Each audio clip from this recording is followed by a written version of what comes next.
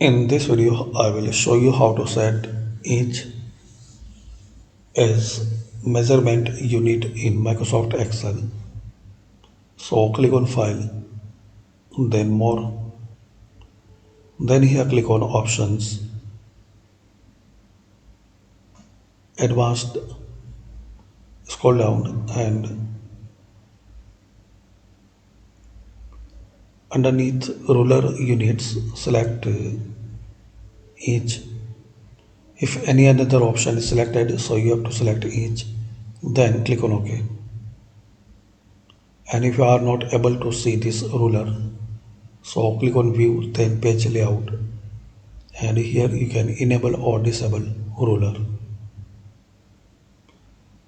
By selecting this ruler checkbox, you can see the ruler, and to hide it, then click here. So thanks for watching.